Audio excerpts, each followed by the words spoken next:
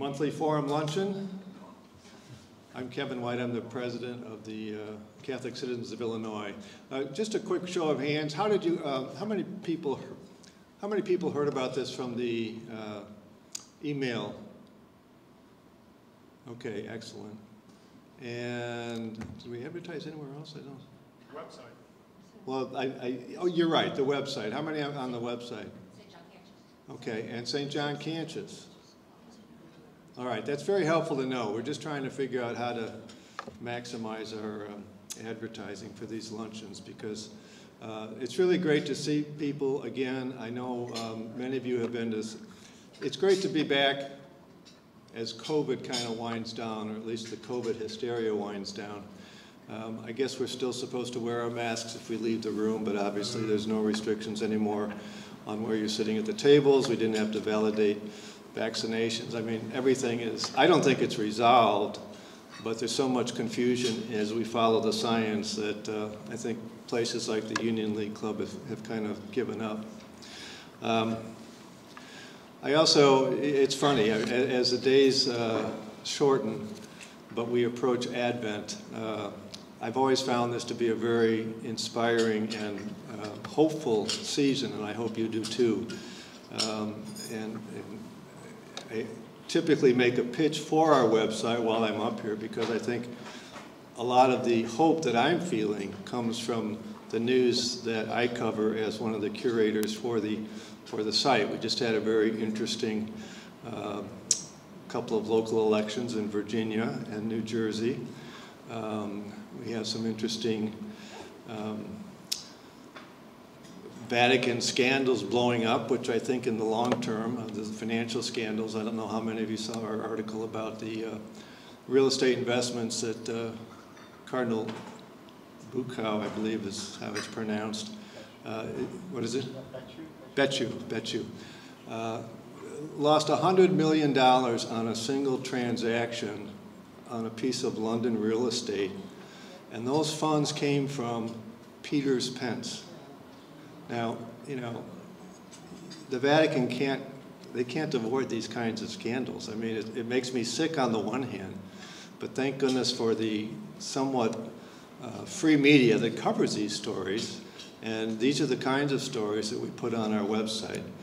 The whole story about the Pope's meeting with President Biden is another one that, as Catholics trying to justify who we are and what we say and what we do, you just have to know the background and sort of the back and forth of what happened, what probably happened, and the circumstances of that meeting. These are just a couple of stories that we've covered on the website and in our weekly newsletter. So I hope if you haven't signed up for these that you do so, that you continue to. You know, the other thing I wanted to point out, we are now posting, we have a category on the website called resources. And resources is a place where you can go, if there's an article about a particular document of some kind, particularly Vatican documents, you can go to the resource box and get the original document if you're that interested in the issue being discussed. We keep that up to date. Some of the documents actually go back to 1964. Even a little bit earlier than that. We're not an exhaustive depository for everything the Vatican has ever put out, but documents and things coming out of the Vatican that are particularly in the news, you can find the versions of them on our site. I am also very pleased, well, I want to first just take a moment to acknowledge the presence of Mary Ann Hackett, and her husband, Dr. Hackett. She's one of our most loyal luncheon attendees, and it's always good to have her back. I'd also like to just mention we have with us today Father Jim Parker. Does anyone understand who Jim Parker is?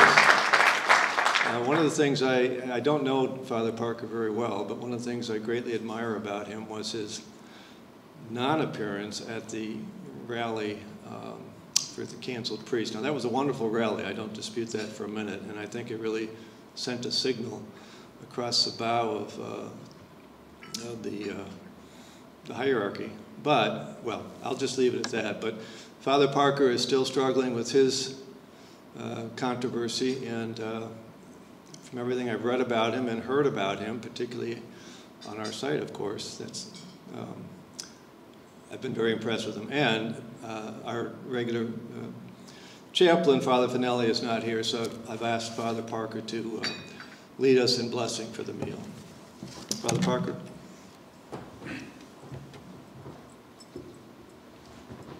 We just bow our heads. In the name of the Father, Son, Holy Spirit, amen. O Blessed Virgin Mary, we invite you to be with us, for you are our mother. You're the mediatrix of all grace. Please be present with us here today, with Dr. Stacy, that many graces will flow here today. Crush the head of the serpent. Hail Mary, full of grace, the Lord is with thee. Blessed art thou among women, and blessed is the fruit of thy womb, Jesus. Holy Mary, Mother of God, pray for us sinners, now and at the hour of our death. Amen. And together, bless us, O Lord, and these thy gifts, which we are about to receive from thy bounty, through Christ our Lord. Amen. And of the Father, and of the Son, and of the Holy Spirit. Amen. You know, I know they're just starting to serve dessert now, but we got a little bit of a later start. So I thought we might move along with the program. And before we get started, I don't know how many of you were able to attend last month's wine event with Father Fessio. And if you did or you did not, I wanted to let you know that both the photos and the YouTube video of the event are available online. You can get to the YouTube video fairly easily just by typing in Catholic Citizens YouTube, and you'll see it's one of the videos that's on there. But if you want a direct link, just talk to me afterwards, and I can just text you the link, so that'll make it easy for you. It was a really lovely evening, and on the YouTube experience, you of course will not be able to enjoy the ebullience of the wine tasting, but Father Fessio's remarks on the theology of wine were very interesting. So you may want to see that. If you were there, you may want to see yourself on the videos, because our videographer, Joe Curry, did a really nice job. And then we also took photographs of the event, and we do have, and so a lot of the people that were at the event are included there. So if you want the link and the password to the website where you can get those photos, and you can download them and print them yourselves if you want.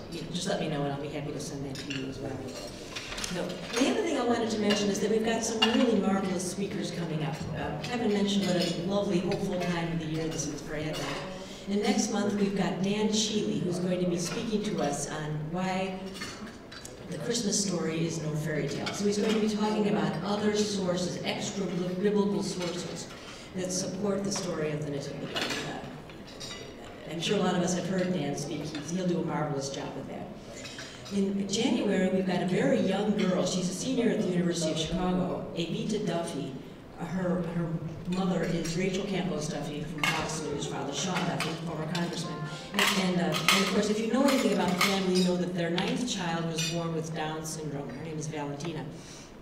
And Evita Duffy has really become an advocate for the rights of Down syndrome children and their parents. So she'll be speaking about the really brutal efforts that are being made to exterminate Down syndrome children. So that should be very, very interesting in January. We don't have anything planned yet for February, but in March, Mario Enzler will be coming to speak to us. He was a Swiss Guard during the reign of Pope John Paul II and is now the business dean at the University of St. Thomas in Houston. And he sets up a curriculum for priests to help them manage their dioceses, their parishes. In March, so March is Mario Enzler. April is Marianne, the priest who has all the statistics. Father, his name will come to me, I'm sorry, it's on the website. And then in May, we've got Layla Lawler. She's the wife of Philip Lawler, who you all may be familiar with for his Catholic writings. But she will be speaking on the incompatibility of feminism and Catholicism. That should be very... Yes, Father Solons. Yes, he'll be speaking. He's published a lot on the statistical analysis of abuse in the priesthood. Thank you, Marianne. As your husband said, you've got a mind like a steel trap, so I knew you'd come up with that. Thank you. So, there you go. Very helpful and grateful. So we've got several speakers coming up in the next several months. So do take a look at our website and please do join us. So let me introduce today's speaker. If there is one principle undergirding many of the radical changes we are undergoing as a society today, it has been the mantra, follow the science. From the inhuman mandates to isolate and hide our faces from one another for nearly 2 years now, to the morally, medically, and constitutionally suspect vaccine mandates, to all manner of claims about imminent climate catastrophe, we are exhorted to follow the science. It is as though the science, however defined, has a kind of magisterial authority not to be questioned by the unschooled. And this from some of the same people who tell us that there is no scientifically determinative basis to human gender. Today's speaker is an honest-to-goodness scientist, both in research and applied science. So she is in a position to speak about the methods and subject matter and the genuine value of the scientific enterprise. But as an honest scientist, she is also straightforward about the limits of science, about what it can and cannot measure, and about the kinds of things that scientists ought to be allowed to tell us about our own personal decisions. Scientific research has achieved great things over the centuries, and God willing will continue to do so. But its purview is limited to the natural world. It has nothing to say about supernatural realities. And as John Henry Newman lamented in his idea of a university, when the disciplines and institutions that do involve supernatural realities are excluded from the academy, other specialties will expand to fill the void. What remains is the conceit that the only knowledge that counts as true knowledge is knowledge that is accessible to and measurable by the physical sciences. This is an epistemological error known as scientism. This then leads to the mistaken assertion that there is an unbridgeable rupture between the truths of science and those of faith. Dr. Stacy Trasancos is unlikely to make that mistake. Her career as a scientist, and perhaps at least as importantly as a mother, has convinced her that science is not contrary to God's revelation, but is in fact one of the fascinating aspects of his revelation. Raised as a Southern Baptist, she became an agnostic while studying biology in college. She received a PhD in chemistry from Penn State after doing groundbreaking research in the field of nanotechnology. After that, she worked on the development of Lycra for the DuPont company until God granted her the insight to realize that her children needed her at home. A couple of years later, she converted to Catholicism. She has received a master's degree in dogmatic theology from Holy Apostle Seminary, where she also teaches as an adjunct professor of chemistry. She also teaches chemistry and physics classes and a new Catholic Theology of Science course at Seton Hall University. As the executive director of the St. Philip Institute, she has the opportunity to work very closely with Bishop Strickland of the Tyler, Texas Diocese on the formation of the Fortunate Catholics in that diocese. She is the mother of 7 and grandmother of 6, and lives with her husband in a place with the enchanting name of Hideaway, Texas. We invited Dr. Trasancos to speak to us about the topic of earlier books that she's written about the relationship between faith and science, but just last month she wrote a new book on the topic of the real presence. So again, this is very timely. This is on the scriptural, magisterial, and yes, scientific basis for the real presence. So this book and another book of hers will be available for purchase and signature in the back of the room. Will you please join me in welcoming Dr. Stacy Trasancos.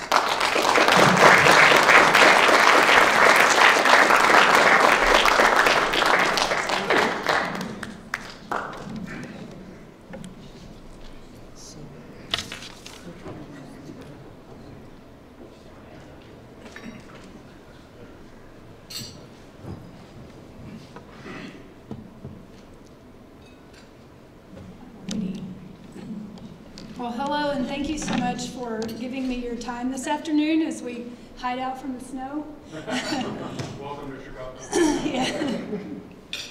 I'm a native Texan, but I lived in New York and Massachusetts for about 14 years total, so I'm familiar with snow, but I also moved back to Texas to get away from the snow. So it's wonderful to be here with you and to have this honor to be invited to talk with you about faith and science. It's something I care very, very, very much about, almost single-mindedly in my work on how to lead people to heaven, and I come at it through science. And I want to explain a little bit what we meant by off the rails, why faith and science can lead you into a dead end. And I think the best way to explain that, I'm not a convert who likes to run around saying, hey, let me tell you my conversion story. But I have learned that that's a lot more interesting way to get the point across than to just didactically speak on the things that I think we need to do about science. So I'd like to share that with you, kind of like what they say in biology, ontology recapitulates phylogeny. Did I say that right? What that means is, I remember learning about that. What that means is that the evolutionary track of a species is kind of like the development track of an individual, meaning that things as they grow in the embryonic stage, their development stage kind of tracks like the whole evolutionary trajectory for that species. I don't think every scientist agrees that's the truth, and I think some don't, and it's debatable. But I was thinking about it, and so I don't know what it's like to be anybody but me. Like, I'm really trying hard to be empathetic with the people I love in my life, which is hard when you're a chemist. But I don't honestly know what it's like to lead any other life but my own. But it occurs to me that the trajectory I was on wasn't all that unique. The whole thing of growing up. So I grew up in Texas. My family were very devout Baptist, and my parents raised me going to church. So I just want to say I had a personal relationship with Jesus from a very young age. My grandmother, also Baptist, gave me a little prayer book, and I think this is a lovely idea for grandparents and parents to do. She gave me a little prayer book, a little 3-ring binder with little tiny notebook pages in it, and she said, Stacy Ann, I want you to write down your prayers to Jesus every day. So like every night before you go to bed, read one chapter out of the Bible, and then write your prayers to Jesus. And so I'm like, okay, Nene, I'll do that. And my whole childhood, from the age 7 on, is recorded in Dear Jesus, why did you give me this brother? I can't stand him. Why did my sister have to do what she did? Like all my gripes, I poured out, not to my diary, but to my Savior. I poured it out to Jesus and like, Dear Jesus, blah, blah, blah, love Stacy. And so I have boxes of these prayers that I kept. I read the Bible 3 times through before I was an adult because Nene told me to read a chapter every day. And so I would not go to bed until I did that. I didn't really understand all the Old Testament chapters because some of them were kind of boring, but I did it. I stuck it out, and it laid the groundwork for later. But I also was a kid who loved science. Like, I don't remember ever not loving biology and chemistry. Like, I don't know what it's like to hate the periodic table. I don't even know what that looks like. I don't remember ever not being awed by it. I do remember my mom singing me that song, God made I forget how it goes exactly, I just remember a few words, but God made the trees, God made the big round sun, God made the birds that fly, and God made me. And I just remember as a kid, like, okay, God made everything. And, you know, I saw my own kids, like, that's not a hard concept to get, that God made everything. And he created everything. And I do remember laying on the grass as a kid, looking up at the sky, thinking, wow, you know, like there's more out there than we can even understand, but God created it all. However, my love for science is exactly what led me away from my faith. My love for science in high school, I wasn't a very humble kid, I was the oldest of 3, and my love for science told me that science had a lot more answers than the Southern Baptist did. Southern Baptist had some they don't have a book of all the answers. They all believe kind of different things, which is very confusing when you're growing up, because they would teach us drinking is really bad. And then my mom would make monkey bread or beer bread for Thanksgiving. And I remember her crying because she had to buy a 6-pack and she only needed 2 cans of beer, and she couldn't support that evil industry with the thing, you know, and she made really good bread. But we kind of had this angst, like, about drinking, you know, which they say don't drink in excess, which is a good thing to not do. But there were the Methodist, the Church of Christ people. I remember hearing from them that they were the only ones going to heaven. And I was really like, dear Jesus, this has been a scam. What are you telling me? Like, being Baptist, I'm not going to come to heaven because I'm Baptist? It just confused me. And there wasn't a way to find out what is the truth? What is true here? Because I want to know the truth. And so at the same time, I was deciding that being Baptist or being religious just amounted to like going to the social club with all their potluck dinners and cheesy yellow casseroles. That was just a way of life for some people, but it wasn't going to be a way of life for me. And so when I went to college and I decided to study biology, I just decided to stop going to church. I thought, well, Mom and Dad told me about Santa Claus. Turned out that wasn't true. Mom and Dad told me there's a tooth fairy. Turned out that wasn't true. They told me there's an Easter bunny. I don't think there's a real big bunny who jumps around bringing Easter baskets everywhere. Like, I just like put it all to the side. I'm gonna grow up now, and I'm gonna study science.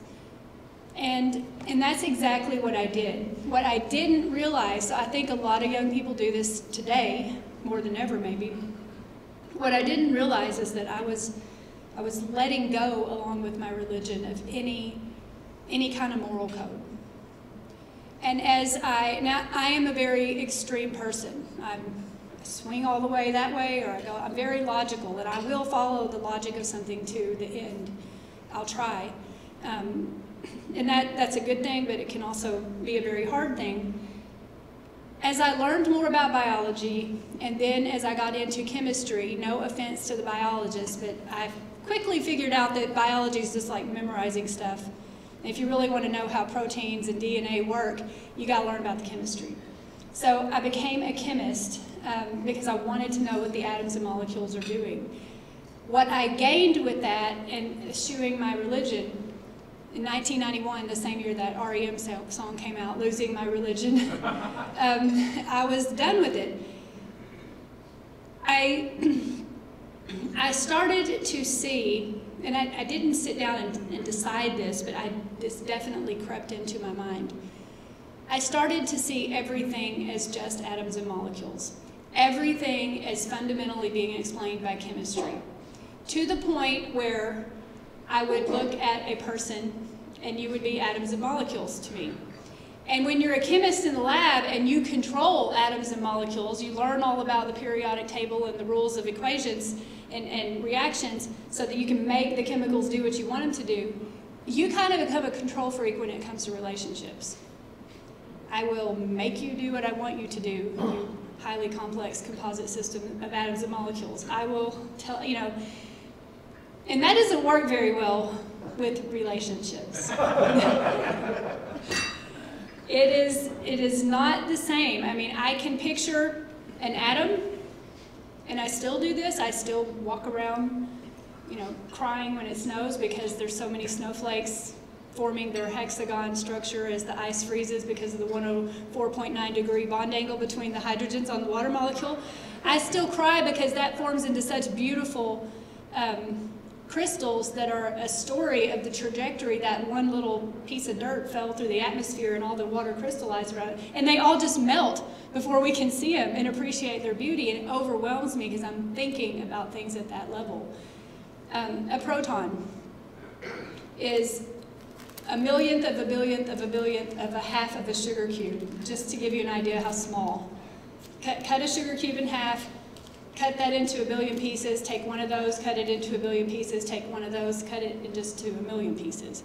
and you're down to the proton, 1.672 times 10 to the negative 24th grams. That's what a proton is. The periodic table has elements listed by one increasing proton after another. And there are no missing spots in God's Legos, God's periodic table.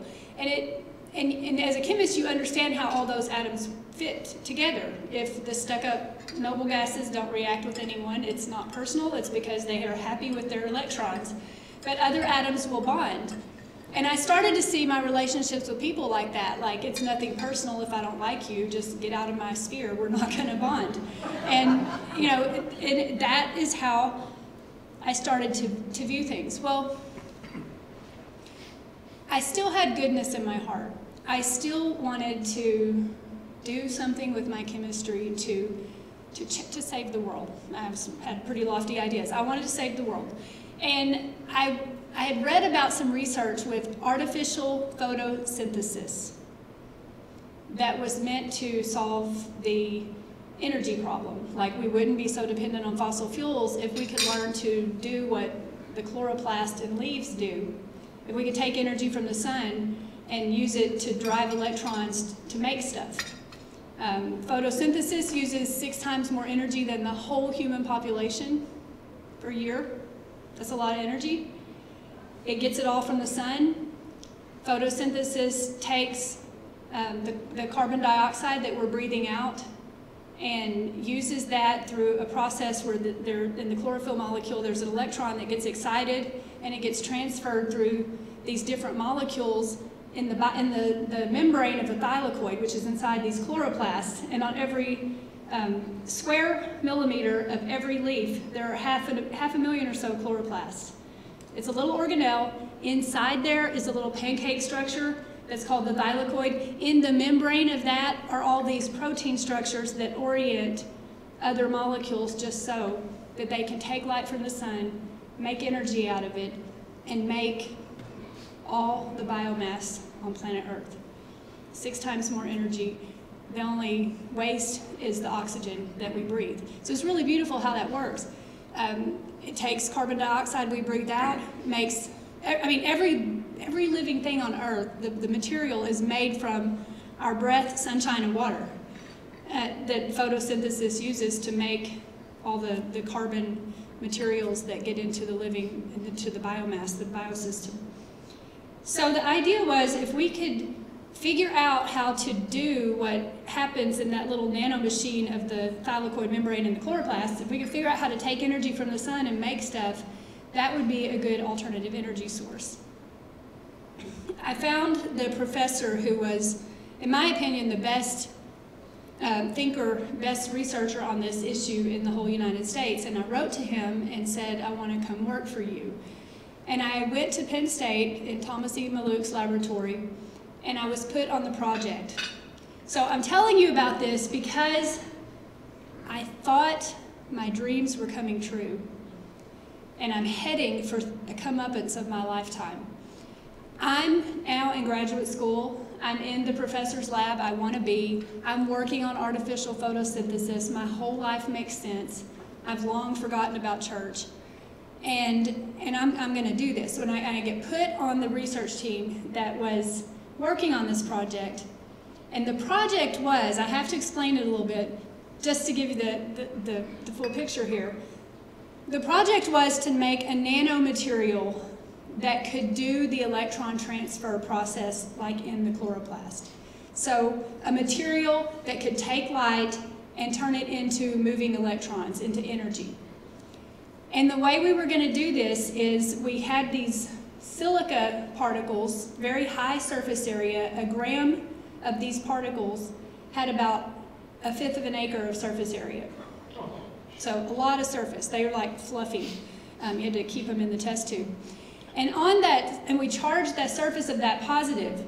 And then we had some positively charged polymers and some negatively charged inorganic sheets that were just one molecule thick, or one atom layer thick. And so we built a structure that way. Because to do electron transfer, you have to have a structure. When the electron gets excited, in one molecule and it leaves that molecule to start its electron transfer pathway, it has to go to another molecule that accepts it electrochemically, and it can't go back. So we were growing on these silica surfaces, we were growing positively charged polymers, putting them down at about 10 nanometers thick, and then we would, 10 angstroms thick, a tenth of a nanometer is an angstrom. And then we would put the rigid sheet, just a monolayer of it, on top of that polymer blob, and then we would put the second polymer. So I just had two polymers, okay? Silica surface, polymer that's going to lose its electron, rigid sheet, another polymer that's going to accept the electron. My project was to do one electron jump. We hit it with light, and it jumps out of the inner layer, jumps to the outer layer, and stays there for a while. It took about 2 weeks to grow those samples, okay? Because you have to put them in each of the successive polymer, inorganic sheet, polymer. You have to wash it down 3 times between each one, centrifuge it, get your material out, run to the electron microscope, the transfer electron microscope. You have to go to that lab and then look at it and see if you're growing the layers. You just kind of see this junk getting built up on the particles. A lot of work to do that. It was not all that different from making lasagna, except you can't really see what you're doing. You're just like hoping that the layers are working, because we were trying to build some structure. Then I had to go down into the basement where the lab was for the laser equipment. I had, y'all, a Canon-sized, I was really proud of this. I had a Canon-sized laser, big giant laser, and it was tuned to 532 nanometer. It was a neodymium YAG laser that would shoot out 532 nanometer light, green light. And I had to aim that at a little quartz cuvette, so quartz so the light could go through, a little quartz cuvette of my nano composite materials. And then I had to use optics to peel off a piece of that laser beam and send it into femtosecond laser flash photolysis spectroscopy. It's another instrument. So when the laser hits my particles and the electron gets excited because it absorbs those photons of light and it jumps to the other layer, there's a fluorescent signal that happens because of that jump, and then we can see it decay. We were able to get a 30% quantum yield. That means for every 100 photons of laser light that hit my particles, 30 of the electrons jumped, okay, to that other polymer layer. That was pretty good. And they stayed there for a half-life of 25 microseconds. So we calculated the half-life. They didn't stay there permanently. That got published in the Journal of the American Chemical Society, and that work is still in some electrochemistry textbooks that the ACS puts out to this day. So that's pretty impressive, right? We got the electron, 30% quantum yield, 25 microsecond half-life. That was really good for chemists in the 90s. Then my professor said, Stacy, I want you to make a composite that has 2 electron jumps. And you would think, well, yeah, okay. I'm just going to put another layer of inorganic sheets and another polymer, and so the electron will jump to 2 layers. I couldn't make it happen. Because you can try to control the electrons, but you can't make them do what you want them to do. You can't say, jump 2 times. You have to figure out the chemistry. You have to figure out how to order things, how to align things. I thought maybe that my inorganic sheets and polymers were getting all muddled up and mixing between the layers. So I learned how to grow 30 nanometer diameter silica balls, like a boss. I learned I could make those things and go look at it in the microscope. Every single silica ball would be exactly 30 nanometers in diameter. I used soap to do it in the micelle. And I thought having a more uniform surface would help the layers to stay where they're supposed to be. Figured out how to do that. Weeks and weeks growing these things, trying different polymers, trying different inorganic sheets, trying different conditions. Every time I would try something different, just one little thing. Go down to the lab, line the laser up, do all that, nothing. I could not get 2 electron jumps. And I'm into my 3rd year of graduate school by this point. And, you know, my professor's like, you can't just sit around here for a long time and then say, I'm done now, I want my PhD. You have to do something to graduate. And that caused me a lot of stress because my will was there. I was trying to get that project to work, but it wouldn't work.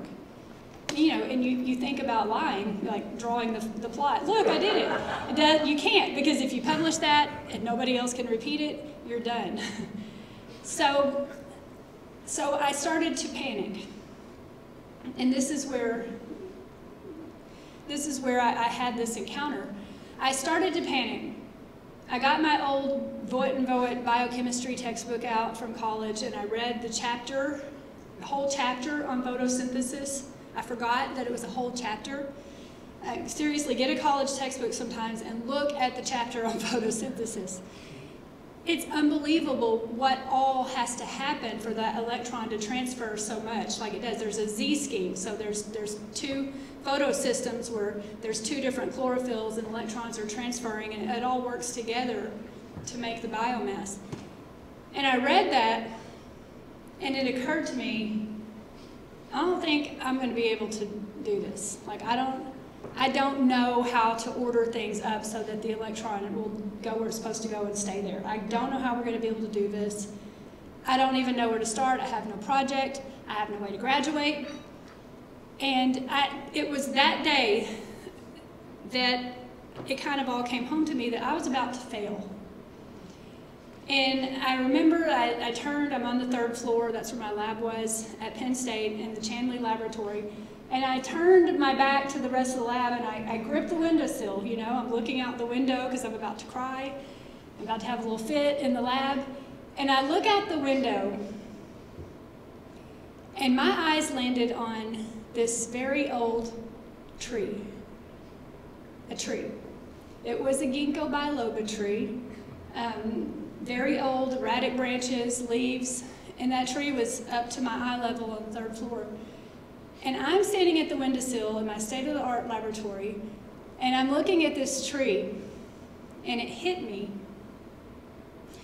I'm looking out there, and I'm thinking, I know what you're doing. I was looking at those leaves, every square millimeter, 500,000 chloroplasts, go down into the chloroplast, into the thylakoid, go into the membrane of the thylakoid, and there are protein complexes ordered there at just the right distances apart so that as the sun shines on those lipid bilayers and those proteins and those chlorophylls, 90% of all the photons of all the 100 photons that hit that material, 90 electrons jump. So where I had a 30% quantum yield, the tree is having a 90% quantum yield, 3 times what I'm able to do. And I just read it.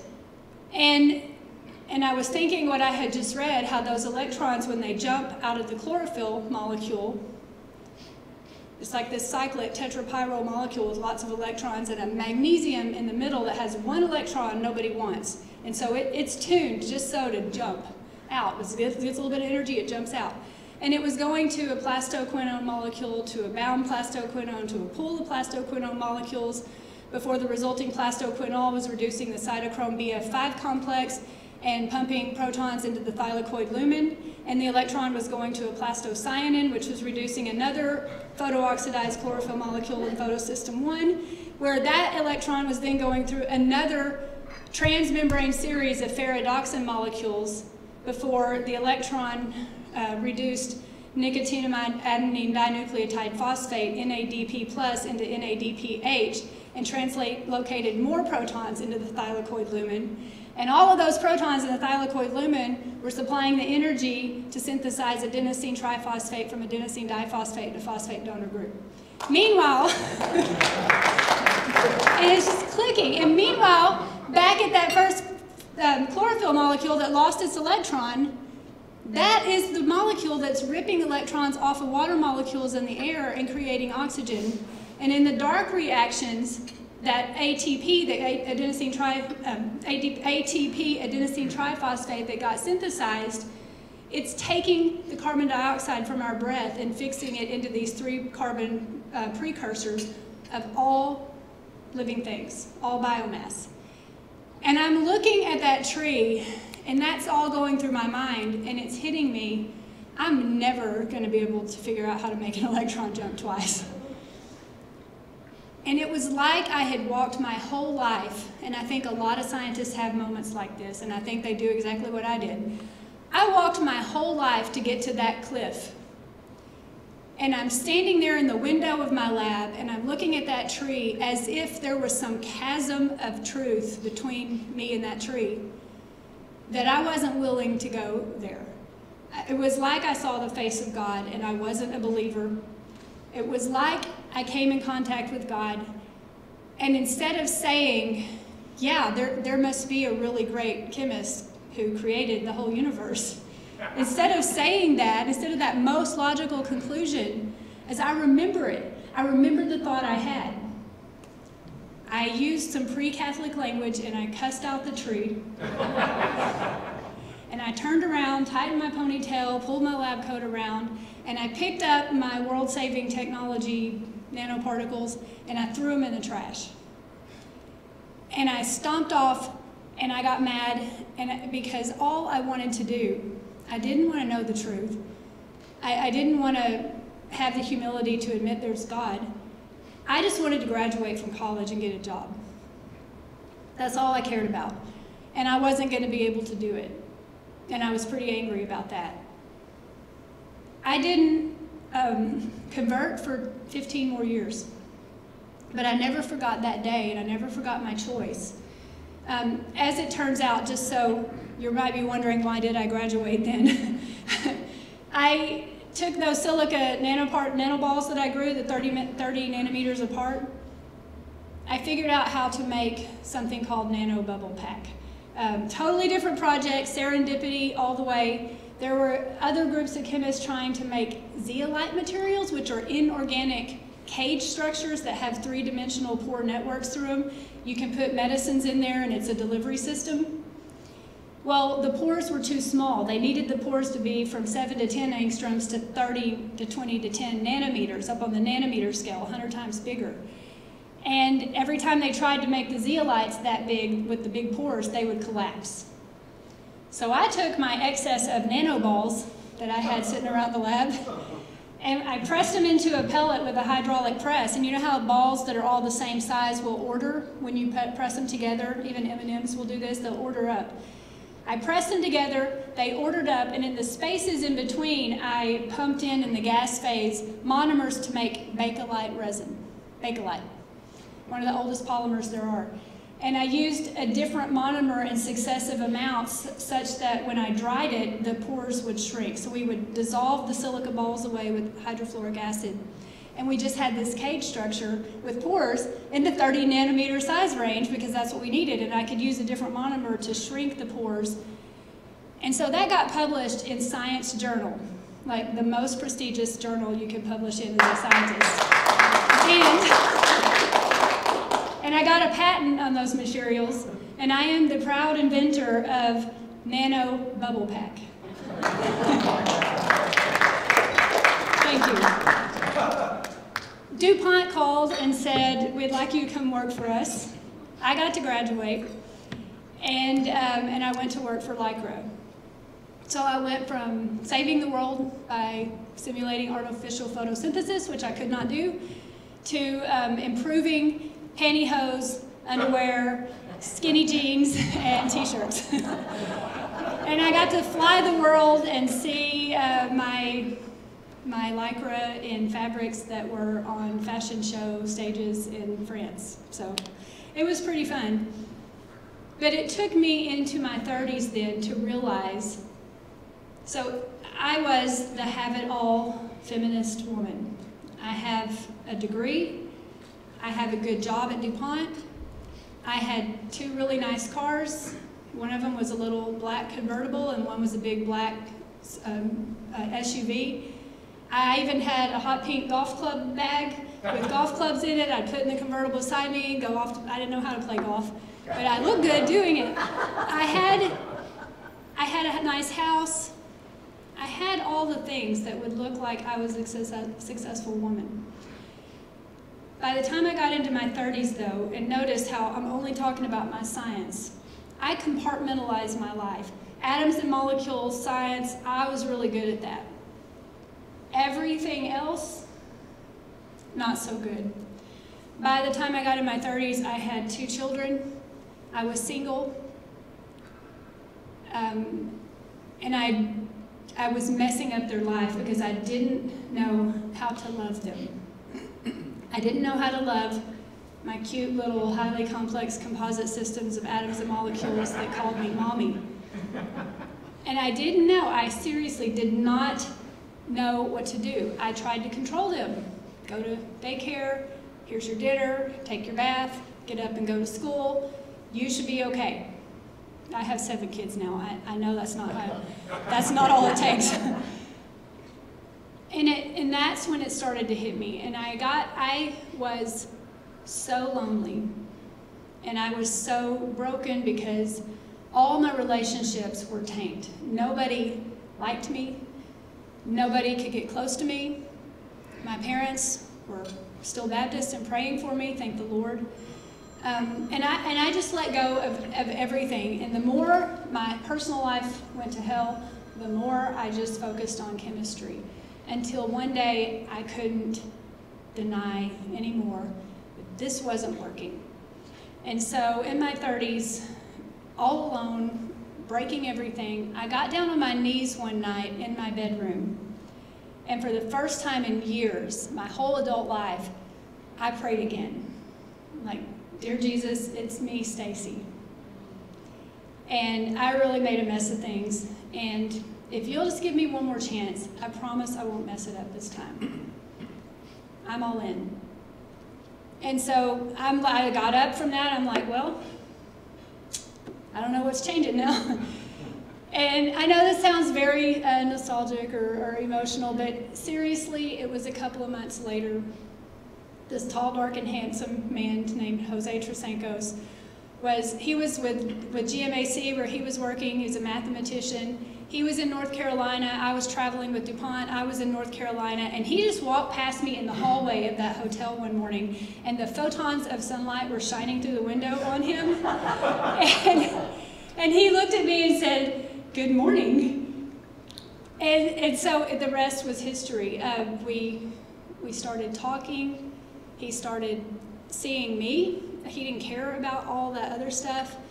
And he proposed. We got married on 01, 02, 03.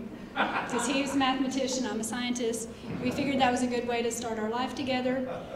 But he was a cradle Catholic, but not practicing. And so we didn't get married in the Catholic Church. And we got married in a chapel at the University of Virginia, where I was living at the time. And he committed to me, though, and he told me, right after we got married, we found out we were pregnant, so it was going to be my 3rd child. And he told me, "Stacy, do what you want to do. Make your own decision. Don't do what you think everybody else thinks you need to do." He's like, you know, you can stay home with this child or you can stay at work. I'll support you no matter what. Well, I decided to stay home with my child because I had told God, I'm going to do it. I'm all in this time. I'm going to. The Lycra thing wasn't really exciting me anymore because I wasn't really doing much to help the world, and I didn't really see the purpose in my job. And so I decided to stay home. And Jose said, "You might find other things that you like besides chemistry if you stay home." And I stayed home, but I grabbed him shortly after that because here comes another baby, and I'd promised God I would try. I grabbed Jose by the shirt one day and like pushed him up against the wall, and I'm like, I need a moral code now. I'm not ruining another child's life. I'm not gonna ruin this marriage. I want to know what the right thing is to do. I just don't even know where to start. Give me a chemistry book. That's not gonna help me figure out what the right thing is to do. And so, him being a cradle Catholic, he said, "I think I know where you need to go." And he took me to the Catholic Church. He handed me a big book called the Catechism, and I'm like, get out of town. That is the book of answers I've been looking for all my life, because every question I asked, I found in that book. And I remember opening it to that part on marriage where it said, children are the supreme gift of marriage. And I'm like, they're not highly complex composite systems of atoms and molecules. They're gifts. Gifts. I had never thought about that before. Like, you don't have that vocabulary in chemistry, gifts. And so that was part of it. I said we have to be open to life. Like, I was getting older. Like, God, whatever gifts you give me, I'll take them. $4 in 5 years. They're all teenagers now. That's why they're right here. $4 in 5 years. When the third daughter was born, on her day of baptism, it was also the day we celebrated the sacrament of matrimony, and it was also the day I received First Communion. And I thought I was going to pass out. Because it meant so much to me. You know, I had, while the babies were coming, and there was infants and toddler and babies in my tummy, and like just coming, while I was going through RCIA, I took those kids with me to daily mass every day. And they're like, you don't have to do this. I'm like, yes, I do, because if I believe that Jesus Christ is truly present in the Eucharist, and if the church is just 10 minutes down my house, I'm going to load up these babies, I'm going to get my pregnant self in the car, and we're going to go down there. And even if I can't receive communion, I'm going to get as close as I can. They're like, you can sit in the pew. I'm like, nope, I can't. And so I was that mom with baby in one hand, toddler over here, big belly. I walked down to the front, and I would cross my hands and just get as close as I could to the Lord of the universe who created everything. And it just continued to get better from there. After the 4 girls were born, we did have 2 miscarriages, and I had to start thinking about eternal life. And I had to come to grips with the fact that those little Trasancoi, those little Trasancoses, are still my children. I didn't get to hold them very long, but we still pray for them every day. And then we had miraculously a son after the 4 girls, and then we had 3 more miscarriages. So I had 10 pregnancies after I became Catholic, and 10 children, 10 more in addition to the 2 I already had.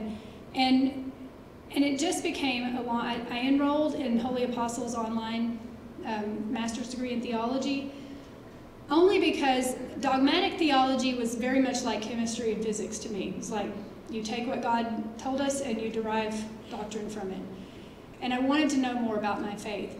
And it was only after all that I started to realize how much there is confusion about faith and science. Like, I never knew. For me, chemistry kind of led me to Christ. And that's the point I want to make with my story. And thank you for letting me tell it. I think there are a lot of people that go through a lot of what I did. I tell it because I didn't know what a human person was. This was one of the things I learned that changed everything.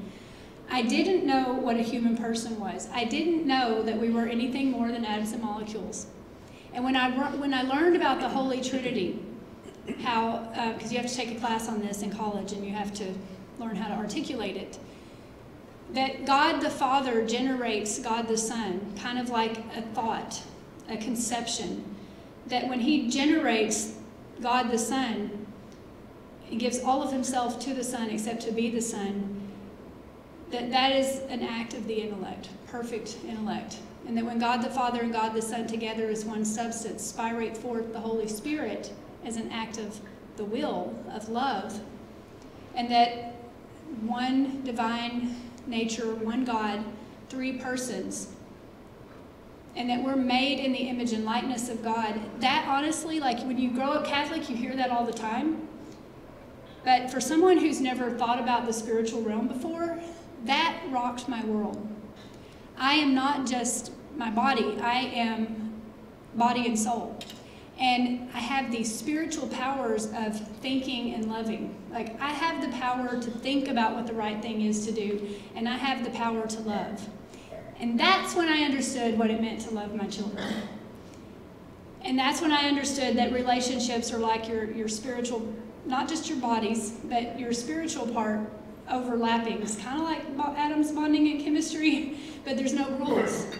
And that you have to really be empathetic. You have to see the world through the other person's eyes. And you have to pray to God to help you understand the other person. And that marriage is the most intimate relationship. Two become one. We don't say that about sisters or mothers and children. We don't say that about anything but marriage. That two become one means you have to totally open yourself up to that other person. My husband and I have had many difficult years while I worked through this stuff and put him through all kinds of stuff, working through it myself, to understand how to have a relationship. But I don't think the world in general out there, even Catholics, I don't think they understand what that means, that we have the power, that we want to know and be known, that we want to love and be loved, and that we're just kind of all running through life with our arms out waiting for somebody to know and love us. And if you don't have that, like if you're a child with a disengaged mother, or you get your heart broken, if you don't have that, you're going to try to fill that void with something not so healthy. And I think I see a lot of this when I look out at the culture. I see a lot of the misunderstanding of the human person made for truth and love, and needing that to be able to have healthy relationships. I teach my story because I now understand this is the tagline of Particles of Faith. I don't even know if I wrote it in the book, but this is the whole book in one sentence. Science is the study of the handiwork of God. When we do science, we are studying what God made. When I was trying to simulate photosynthesis, I was trying to do what God already does so well all the time. When we breathe in air, we're breathing in molecules that God only knows where they came from in the rest of the universe, which kind of creeps my children out when I tell them that. You don't know where those molecules have been that you're breathing in. You don't know what it takes. Nobody knows what it takes chemically for our hearts to beat one more time. Like, there's so much that has to happen at the atomic level just to keep us in existence. And so when we do science, we are studying God's handiwork. And that means no matter what crazy conclusions scientists come up with, if people tell us follow the science, the only person worthy of following is a person who understands that we're made for truth and love, that we're made to practice virtue with our intellect and our love. We're made to will what is good. We're made to unite our will with God's. That person, and who understands that science humbly is us trying to, if you study chemistry, you know something about the mind of God that people who don't study chemistry don't know, which is why I think the periodic table is so amazing. Those are the only scientists worthy of being followed. And the classes, what do I do now? I ended up staying home for 15 years with my kids and homeschooling them and trying to do a better job of raising them. By the way, I have 7 kids, and I still don't feel like I've got that mother thing mastered because they're all so different. I'm still not quite sure. I just know I'm supposed to love them and get to know them, like really see the world through their eyes. But I stayed home for 15 years. Bishop Strickland offered me a job as executive director of his institute. How could you not do that? My husband had retired, so he's like, I'll stay home, you go do that. So I've been doing that for the last 3 years. But I do a lot of talks on science. I talk to a lot of young people. I teach seminarians. I teach theology students at Holy Apostles. I teach college students at Seton Hall. Everything I teach them is how to understand science is the study of the handiwork of God. I have a lot of science students taking my Catholic studies classes, and I teach them how science only makes sense with the Christian worldview. If you understand that's God's handiwork, that's the only reason the equations and all the things in science make sense. And I teach them to never put your faith aside when you walk into the laboratory or the hospital or anywhere else. If you're going to be a person, whatever you're doing, but especially if it's science, don't ever put your faith at the door. Don't ever let anybody tell you to check your faith at the door when you walk into the lab. Use it to guide everything you do, because those are the scientists that will be leading the future. They're the only scientists that are going to understand true progress and how to make things better for the human race. People who understand that humility. And so I do that. I'm happy to say, I'm telling you this in case there's anybody I can ever work with or collaborate with, because I think God overlaps our orbitals for reasons that we can know each other. I just got a grant from the AAAS, which is the Academy for the Association for the Advancement, I forget what it stands for, AAAS. Does anybody know? American Association for the Advancement of Science. Thank you. I can remember chemical names, but I can't remember things like that. Thank you. The American Association for the Advancement of Science, they published Science Journal, who published my Nano Bubble Pack article back in the 90s. They have a section, an organization within them called Dozier, Dialogue on Science, Ethics, and Religion, that furthers the integration of faith and science. They just gave me the funds to start a new center for theology of science at the St. Philip Institute with Bishop Strickland. So I think it's really neat that the people who published that article are now funding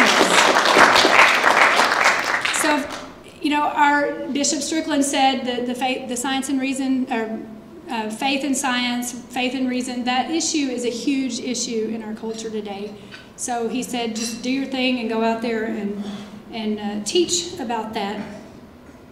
Where I see this, in closing, and I'll wrap this up, where I see us now, like I like to just kind of climb back up at that window and look out at the world like I was in my lab.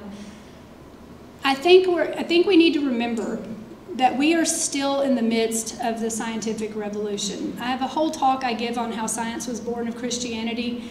But when scientific discovery exploded, starting in the 1600s and 1700s, but really taken off in the 1900s with the discovery of quantum mechanics and the idea that electrons can only be in certain energy levels, and that's where all the light comes from, and the colors that we see. Our knowledge of the natural world is exploding so fast right now. I didn't have one of these 10 years ago.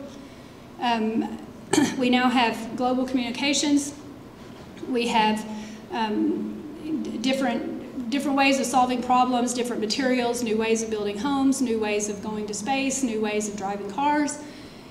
It's still exploding. We're still in the midst of the scientific revolution. There is still, I mean, that is defined in the church as science grew so fast in knowledge that people in general thought they didn't need philosophy and theology, that was just old ways of knowing things. This is the new way, which is kind of what I did in my own life. This is the new way of knowing things. Truth isn't in philosophy and theology. Truth is in science.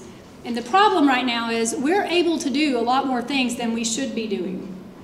We can get into fetal tissue research, how they're using aborted children to gain all kinds of medical knowledge, where there's going to be a day soon where any medical advance we benefit from probably had a tie to abortion, because they're calling aborted children the gold standard lab rat, little tiny human bodies. I follow that issue a lot at our website, Children of God for Life, which my husband and I are running now since he was retired. I thought maybe he'd like to do that with me. We're fighting that issue, exposing it, pressing legislators to tell the scientists they can't have funding to do that anymore. Cloning, transhumanism, artificial intelligence.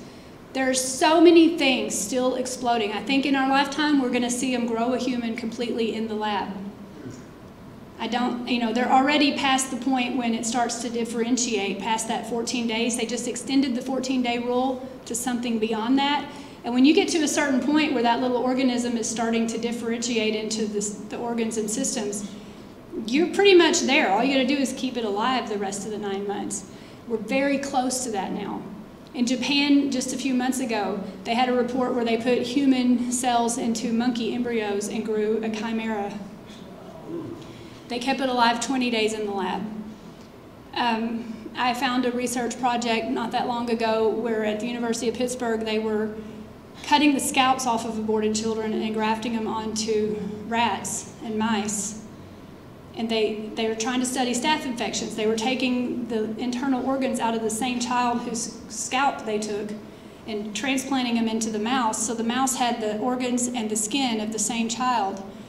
And they were just trying to study staph infections. They gave the mouse, the humanized mouse, a staph infection, and they wanted to see how the internal organs responded. But the picture they had in Nature journal had, you saw little white short hairs on the back of the mouse, and where the graft was, there was little fine baby curls growing out of it. Absolutely, I don't know how anybody thinks that can be okay.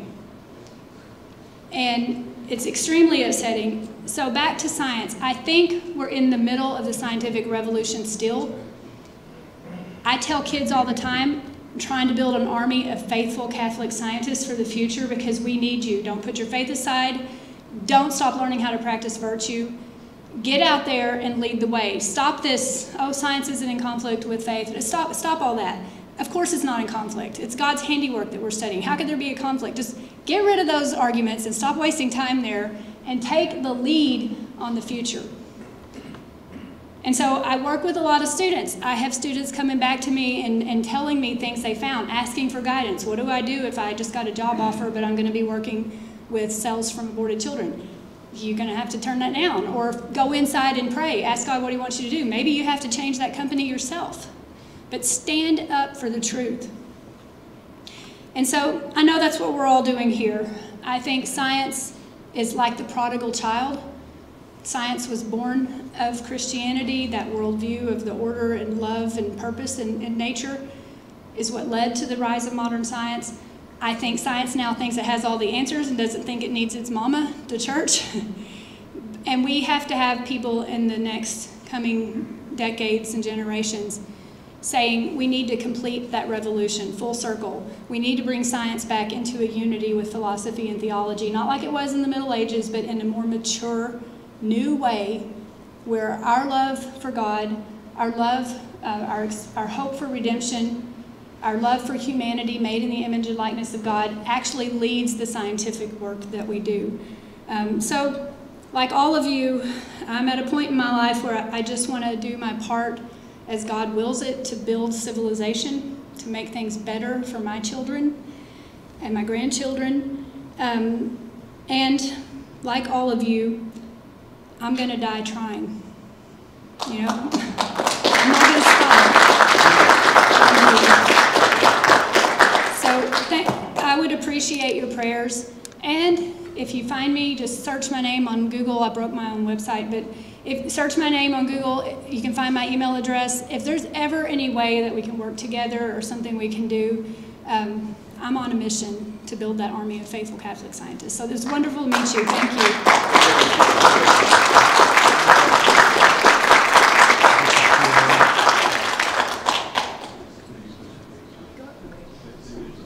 Okay. I always forget that part. I told her she's not free to go yet. She's got to answer some questions. I just want to point out, as I think we've already told you, her 2 books are in the lobby for purchase. I strongly, well, I don't really need to sell her as a speaker and a writer and so forth, but I urge you to consider grabbing the book while you're here. I had a question.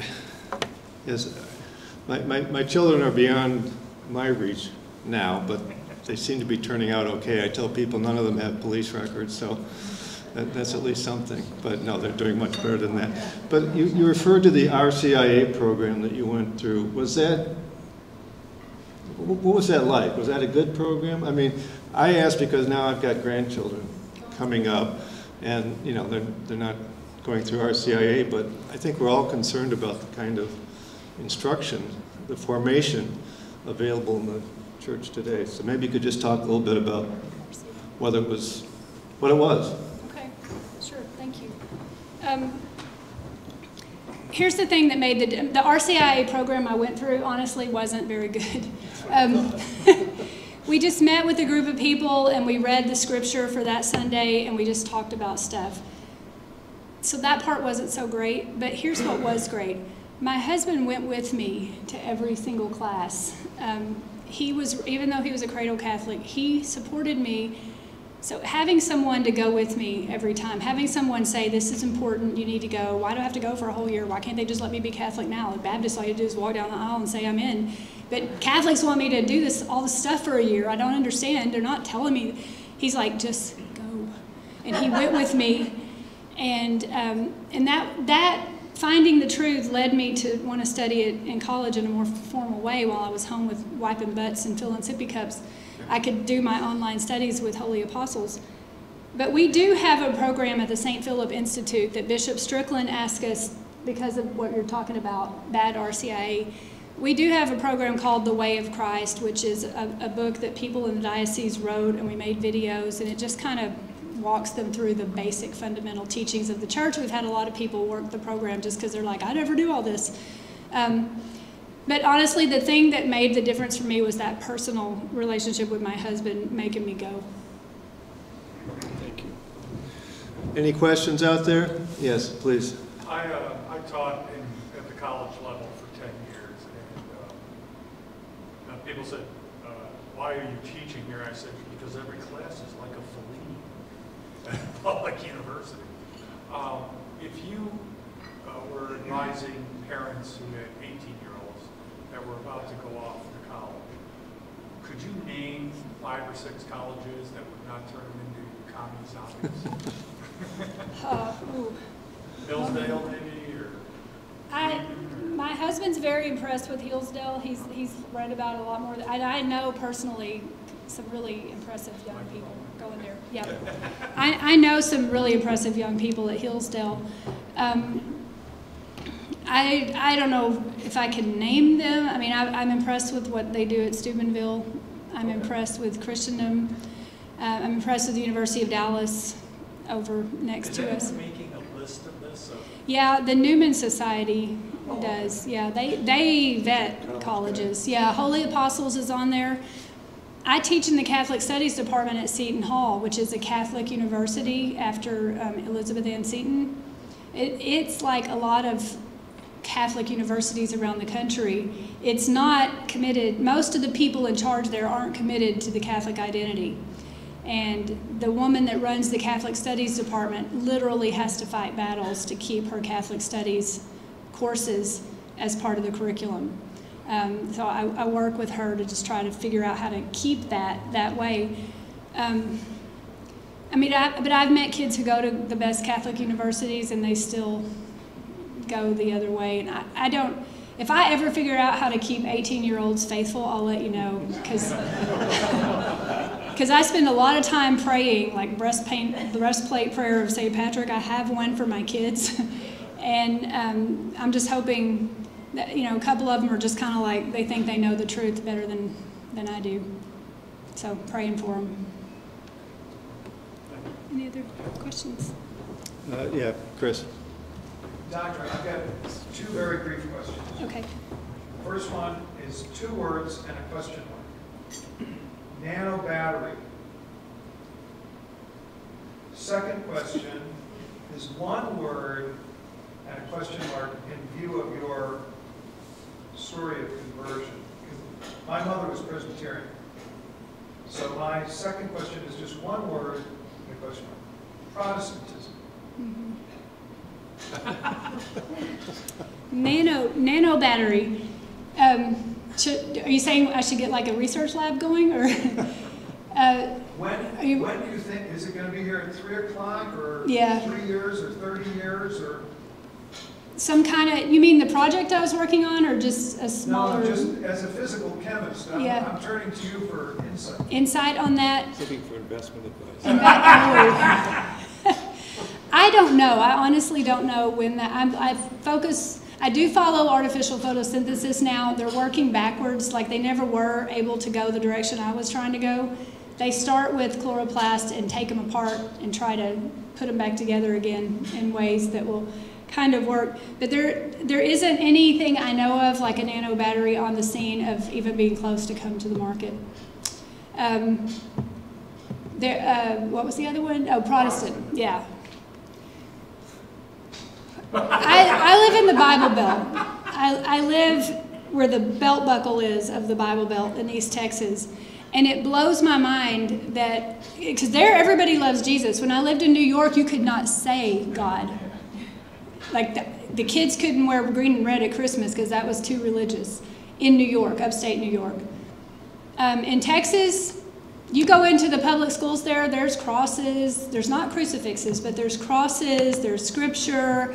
There's Jesus everywhere. I don't understand why people who love Jesus so much don't want to go where he's really present. They want to continue to have this long-distance love affair in the cowboy church when they could be, we have those, when they could, with rodeo arenas next to them, that's where they fellowship. But I mean, and I've just been saying that to people, like, if you really love Jesus, why don't you come be with him instead of having like a Zoom class with him at the Baptist church where you're thinking about him, but he's not really there. But people just don't understand that he's really present in the Eucharist. They don't understand all of that, and that's why we wrote that book. But Protestantism, I try to explain to the Protestants in my life, like my family, where that word came from, that they were protesting the real church, but they don't want to hear it. I mean, my beautiful parents, they're some of the most faithful people I know, and they're the most loving parents I've ever encountered. My mom's parents were Baptists, and they raised her Baptist, and she would never become Catholic because she wouldn't want to disrespect her parents. And so I accept that, and my daughter said it best when we pray for people at night. We just pray for everybody's everybody. She doesn't list people. She just says, pray for everybody's everybody. And as we pray for all these people, I don't really know. I can't imagine being in heaven without my parents or my children who don't go to Mass anymore. I can't imagine being in heaven without them. So I just tell them that sometimes, like, and then just try, yeah. You asked me some hard questions. Thank you. Yeah. Yeah, well, as far as Protestantism, I told Cardinal George, people want the grace and mercy of Jesus Christ, but they don't want the discipline that goes with it. So they kind of like the self-stylized practice of it. 2 weeks, or last week, I heard Ray Garendi speak out in Elmhurst, and he said the issue is peer pressure and the phones for children, right? That's the biggest challenges that parents are having. And then 2 weeks ago, Bishop Strickland was up here, and I was wondering, what did you do that caught his eye to him? Good question. I don't know. Like, this is me every morning. God, grant me the grace to do your will. And then if you could just like call me up to a mountain and write it on a stone tablet so I know what it is. I'm all in, I'll do it. I just don't always know what you want me to do, God. It was kind of like that. Like, I never imagined I would end up working for a bishop, much less Bishop Strickland. But when my husband and I left New York and moved back home to Texas, where I grew up because he had retired, we moved back to Texas just to be near my family. I didn't even know Bishop Strickland at that point. Someone had read some things I wrote and told him about it, and I met with him, and I was working at the Institute for a little while, and there was no executive director, and so I went into him one day and said, I kind of want to mother this institute. I want to take care of these people here, and I want to lead it, but I don't have any executive experience. But he gave me the opportunity to do it for 3 years, and it's been a real blessing. Like, I just never saw it coming. It just happened. But I've really, really grown in my respect for him. He's the real deal. I mean, there's no guile in him. When he stands up and talks, when he gives homilies, he looks down. But he's not reading notes. He's looking at the gospel. He's just looking at the Bible. But he is a wonderful, wonderful bishop, and I'm so thankful to God that I have like two St. Josephs in my life. My husband's Jose, and then Joseph Strickland. They're, I have some real strong men in my life. I'm so thankful for it. Yes, Madonna. Could you just tell us a little bit about your new book? Oh, well, okay. It's called... Don't give it away so they have to buy it. Yeah, I probably am going to shake up a few people with this book. Didn't mean to. It's called Behold It As I, Scripture, Tradition, and Science on the Real Presence. And so Father George Eliot in our diocese wrote the Scripture and Tradition part, which is beautiful. Talks about the scriptural proofs for the real presence, and then the writings of the church fathers on the real presence. And he asked me to do the Eucharistic miracles. I didn't want to do it because, Bishop Strickland had asked me to do some talks. A cardiologist sent him a video of the Buenos Aires miracles, and Bishop Strickland sent it to me when I first started as executive director, and he's like, Stacy, why don't you give some talks in the diocese about these Eucharistic miracles? I think they would really strengthen the Protestants' faith. And I said, no, I won't. I told him no, but I didn't know you weren't supposed to tell the bishop no at that time. And I said no, but bishop, because I haven't seen the data for myself. Like I don't want to just write. I don't want to give talks where I'm just repeating the stories. And so then, but I did. I gave talks where I just repeated the stories. And then Father Elliott asked me to write this book with him, just repeat the stories again. I'm like, if I'm going to write a book, I need the data. Well, Bishop Strickland knew I was praying to see the data from the Eucharistic miracles, and he met a man outside of a little chapel in Sydney, Australia, when he was visiting there. And the man walks up and says, "Hi, I was the lead investigator on the Buenos Aires miracles, and I want you to have these books with the data in it." And he's like, "Stacy, I'm mailing these to you right now." But when I looked at the data, I absolutely think Eucharistic miracles can happen. I'm never going to deny anything like that. I think they have happened. But there are some stories associated with the miracles that are written down not to be true, but the stories are still propagated anyway. I've heard youth leaders tell these stories to rooms full of teenagers. And so I kind of wrote that book saying science is limited. Our faith should not depend on the Eucharistic miracles anyway. Our faith should depend on Scripture and tradition and the testimony of Christ, not the testimony of scientists. So I kind of took to task the people that have done the investigations.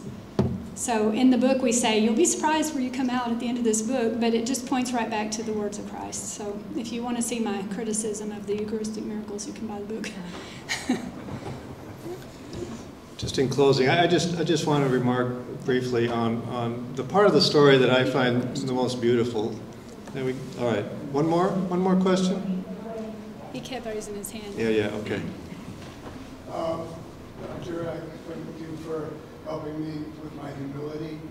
Now we've talked about photosynthesis, and I appreciate that. But on a serious note, I've followed some of the scientists here, not on a science basis, but I think I even contacted you. There's a PhD at MIT, which is becoming a very dangerous place, Linda Griffith.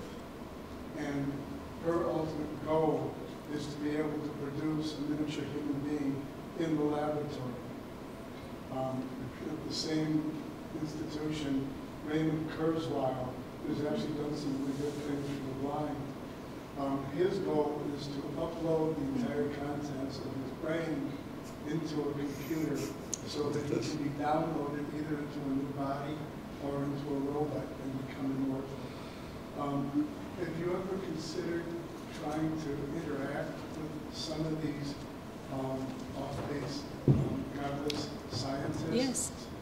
To present at their level your story? I would, yeah, you wanted me to go punch him in the face? I have his book, Spiritual Machines. He predicted that the singularity would happen in the year 2019, that they would reach that point where you can upload your brain to a silicon world and keep you immortal. It didn't happen. It didn't happen. I've engaged with, I would love to do more of that if that could ever be arranged. There was a university that asked me to have a debate with Neil Tyson deGrasse, and I would love to do that. I would love to. I'm still waiting to see if it happens. There was an agnostic cosmologist who won the Templeton Prize a few years ago. Now I forget his name. He's down in South America. But he's a very popular atheist, agnostic, and I had a conversation with him on a radio show in the UK, and he just said, I'll believe there's a God when I can do an experiment and test that he's there. And I just said to him, well, if all you're going to do is stand in the hallway and knock on the lab door and never try out faith in the laboratory of your life, you're not having any competence to say whether it even could be tested. Like you have to pray for faith and you have to live that life. And he just said, okay, he left it there.